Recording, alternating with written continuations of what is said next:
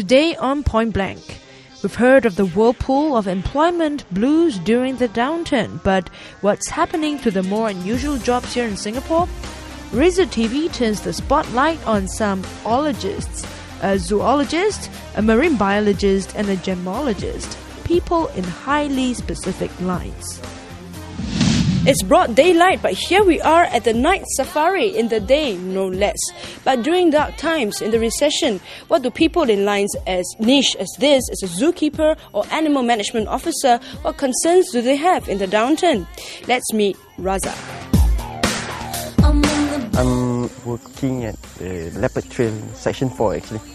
It includes the leopard trail as well as the giraffes and the zebras. What are the duties, the difference in the duties between a zookeeper and an animal management officer like you?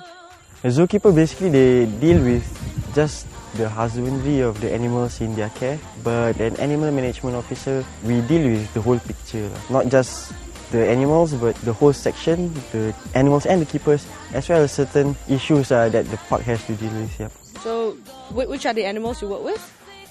A lot.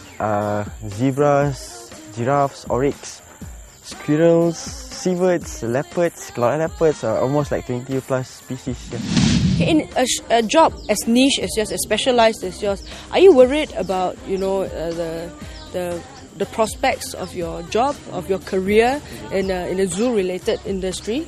If you ask me honestly, not really, because like what you say, it's a niche job. So it's hard for people who's been working here for a long time to be just released, because these animals, they need people with experience to actually take care of them. So if you get a replacement who knows nothing about animals, it's not gonna really work, because these animals are gonna not do well, you see. The reason why keepers are put to work with certain animals for a long time is because over time they will learn how to take care of the animals and they notice certain things, behaviors. So in recession times, it's hard to find people who can just replace them overnight, you see. So I don't think it's really an issue, if you ask me. On this note, how about job security? Do you have the job security? I think there is job security, yeah.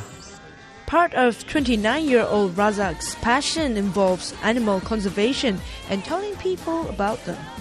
Oh, more of them came. You better come and eat first. Yes. Working in the zoo, right? You get to meet up with visitors, you see. So one aspect of conservation that I really focus on is educating the visitors on conservation issues.